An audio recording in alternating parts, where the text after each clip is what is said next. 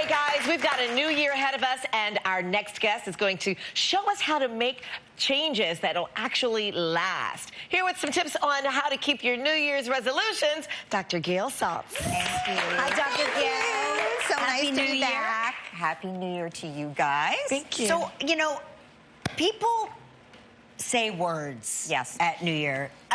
The New Year's in our house, everybody says words. Yes. I'm going to do this. I'm going to do that. I'm going to join a gym. I'm going to diet. I'm going to quit this.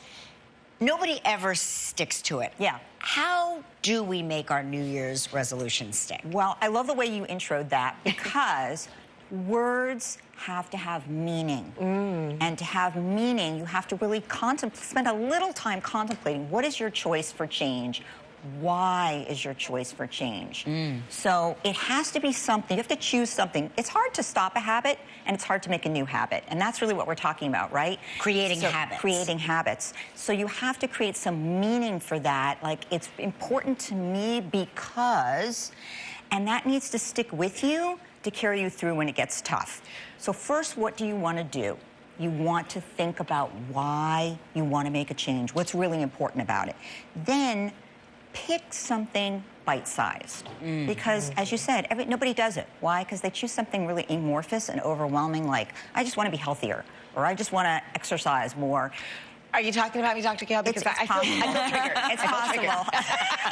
It's possible I am, but like that's so amorphous, right? You're just going to go, forget it, in about a week. So what should our goals be? Like instead of saying, I want to exercise more, what should we say? So let me give you an example. Would be, I want to lose 12 pounds. That's big. It can be overwhelming. How are you going to do that? I want to lose a pound a week for 3 months is attainable.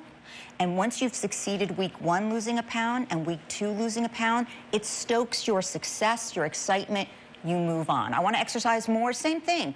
I want to do 1 day a week. I'm going to go out and run a half a mile. Whatever it is, something bite-sized that's manageable. Got it. Identify the trigger. So we're talking about stopping a habit, for example. What triggers that habit? Do you impulse shop because you're bored, because you feel down, because you feel stressed out?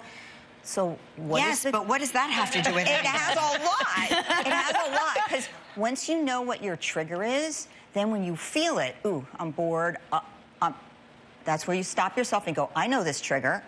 Here's something else I'm going to do when I'm triggered. I'm going to entertain myself this way when I feel bored. Or I feel down, I'm going to watch a comedy show. I'm going to call a friend.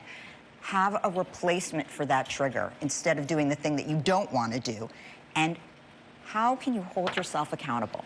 Oh my gosh, my sister's always trying to be my accountability partner. I told her I didn't need her to be my accountability partner. But do we need that in real life? In the next segment, we may change that. But you can keep yourself accountable by journaling, by writing out a plan, and by looking back at that plan. Am I following it? Did I do what I said I was going to do? Being a woman of your word, following through. Yeah.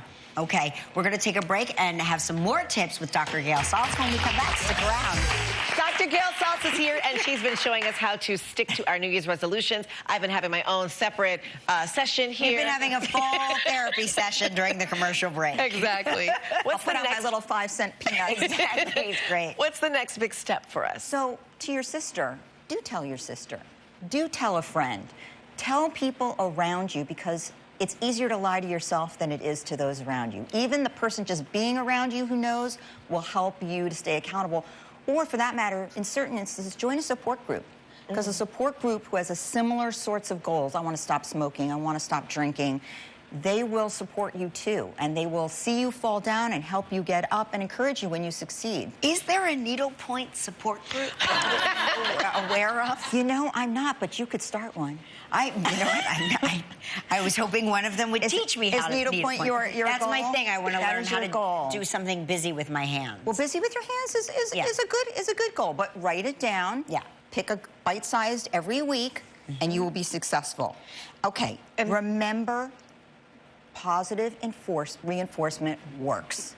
So what is a carrot that you can give yourself after, let's say, if I lose 3 pounds on my journaling, I get to buy myself a cute top. If I get, I know So this back to sounds shopping really again. reductionistic, Yeah. but it's true that positive reinforcement actually, when you reward yourself, even if it's literally just a gold star in the refrigerator. Even if it's just a carrot. Even if it's a carrot. Nah, maybe not a carrot. Something you want, something that's good. It does actually really work. It does help you to keep on your goal and look forward to and move on. And this is probably the most important. Don't beat yourself up. Expect yourself to have a slip, and that could happen. Get back on the horse. You're not a terrible person. You're not a failure. People always have a bump in the road. That's when people quit. That is when people quit. But it's because hard they when you fall. have a slip and then they're like, forget it. Right. I'm just not going to do it. Right. That's exactly what happens, and that's why knowing that you could have a slip and deciding it's the next day is another day. No one's a perfect human. Right. I still am worthy. I still have this goal. Get back on the horse.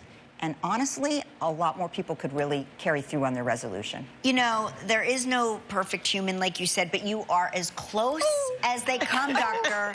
Gail Saltz. Thank you, Always Thank the you. most important person we have on this show. For more topics like this, you can listen to Dr. Saltz's podcast, How Can I Help, on iHeartRadio. We'll be right back. Thank you. Thank you.